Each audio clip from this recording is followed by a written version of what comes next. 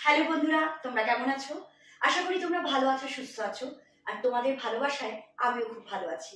Recipes of মৌমিতায় আজ আমি তোমাদের জন্য নিয়ে এসেছি একটা খুব সুন্দর রেসিপি, সয়াবিনের রেসিপি। সয়াবিন এই আইটেমটার সঙ্গে তোমরা সবাই পরিচিত। সয়াবিনের অনেক কিছু হয়। আগে আমি তোমাদের সঙ্গে সয়াবিনের মুইঠা শেয়ার করেছিলাম।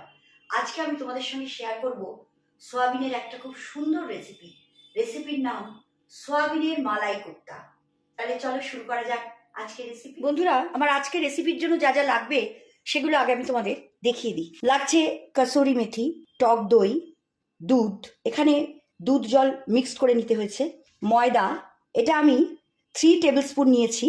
তোমরা তোমাদের ইচ্ছে হলে ময়দার পরিমাণ বাড়াতে বা কমাতে পারো।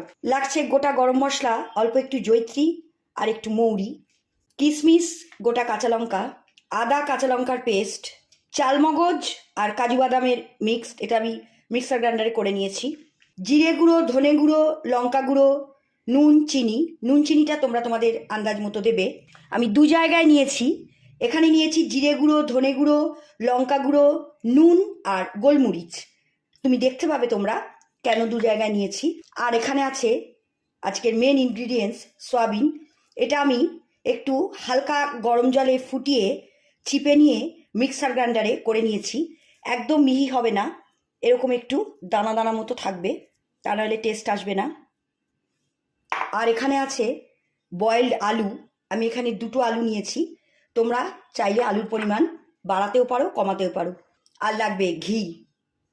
তাহলে চলো বন্ধুরা শুরু করা যাক আজকের রেসিপি। বন্ধুরা, আমি প্রথমে এই সয়াবিনকে আলু, ময়দা, ধনে গুঁড়ো, জিরে গুঁড়ো, লঙ্কা গুঁড়ো, নুন, গোলমরিচ আর এখান থেকে একটু আদা কাঁচা লঙ্কার পেস্ট নিয়ে মেখে নেব।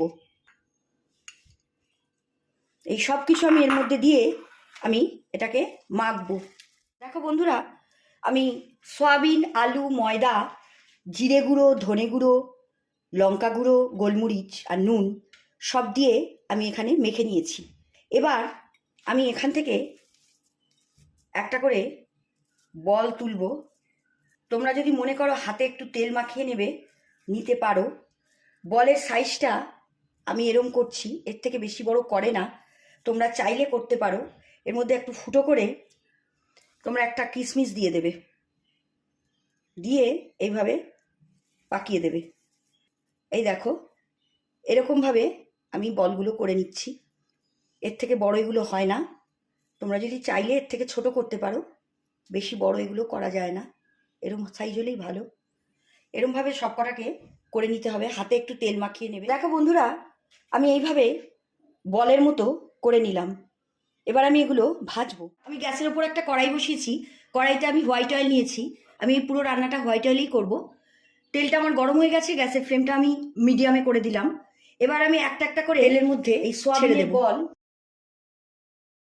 গ্যাসের ফ্লেম কিন্তু তোমরা হাই করবে না, তাহলে পুড়ে যাবে। তোমাদের কড়াইতে যে কটা ধরবে সে কটাই ছাড়বে। আমি 3টে ছাড়লাম। ফ্লেম কিন্তু আমি মিডিয়ামে রেখেছি। আমার এক সাইড ভাজা হলে আমি আবার এক সাইড দিয়ে দিয়েছি। এইভাবে বলগুলোকে ভেজে নিয়েছি। এবার এই তেলের মধ্যে আমি দিয়ে দিচ্ছি গোটা গরম মশলা, মৌরি আর অল্প একটু জয়িত্রী নিয়েছিলাম। এগুলোকে একটু ব্রাউন হতে দেব। ফ্লেম কিন্তু আমি এখন মিডিয়ামে রেখেছি।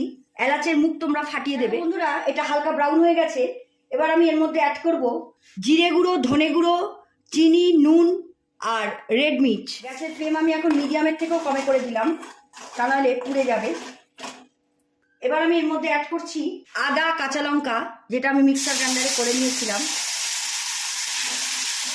গ্যাসের ফ্লেম আমি একদম লো করে দিয়েছি, মিডিয়ামের থেকেও কমে আছে। এরপর আমি অ্যাড করছি টক দই। পরপর স্টেপ বাই স্টেপ যেভাবে দিচ্ছি এইভাবে তোমরাও দেবে। এটা খুব সুন্দর একটা রেসিপি।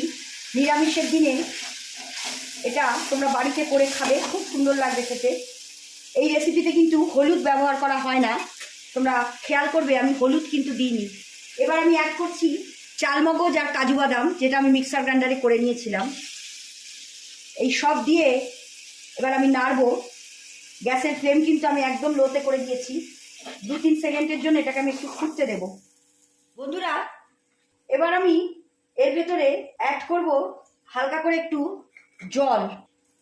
কাজু বাদাম আছে, তলা ধরে যাওয়ার সম্ভাবনা বেশি থাকে, যার জন্য একটু জল আমি অ্যাড করে দিলাম। এই রান্নায় একটু মিষ্টি ভালো লাগে। তোমাদের আমি দুটো জিনিস স্কিপ করে গেছি, কাশ্মীরি রেড মির্চ আর গরম মশলার গুঁড়ো, এটা আমি পরে অ্যাড করব। এবার আমি জল দিয়ে একটু ফুটতে দেব। গ্যাসের ফ্লেম কিন্তু এখন আমি মিডিয়ামে করেছি। দেখো বন্ধুরা, গ্যাসের ফ্লেম আমি মিডিয়ামে রেখেছি, এটা ফুটছে। এই অবস্থার মধ্যে আমি এই কোপ্তাগুলো দিয়ে দেব। এগুলো দিয়ে আমি 1 সেকেন্ডের জন্য একটু ফোটাবো। এই অবস্থার মধ্যে আমি অ্যাড করব দুধ। তোমাদের আমি দেখিয়েছিলাম দুধ আর জল দিয়ে মিক্সড করে রেখেছিলাম। এবার গ্যাসের ফ্লেমটাকে মিডিয়ামে করে আমি এবার একটু ফুটতে দেব। এটা ফুটছে, আর খুব বেশি ঝোল আমি শুকাবো না। এই অবস্থার মধ্যে আমি দিয়ে দেব কাসৌরি মেথি। এটা দিয়ে আমি একটু নাড়বো, হালকা করে একটু হাতা দিয়ে স্প্রেড করে দেব। তারপরে এর মধ্যে আমি অ্যাড করব কাশ্মীরি রেড মির্চ আর গরম মশলার গুঁড়ো। এটা দিয়েও আমি হাতা দিয়ে একটুখানি স্প্রেড করে দেব। নামাবার আমি এর মধ্যে অ্যাড করব ঘি। ঘিটা তোমরা তোমাদের আন্দাজ মতো দেবে, খুব বেশি দেওয়ার দরকার নেই, অল্প একটু ঘি দিয়ে দিলেই হয়ে যাবে।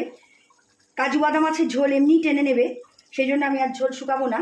গ্যাসের ফ্লেমটাকে অফ করে দিলাম। দেখো বন্ধুরা, কি সুন্দরভাবে তৈরি হয়ে গেল আমার সয়াবিনের মালাই কোপ্তা।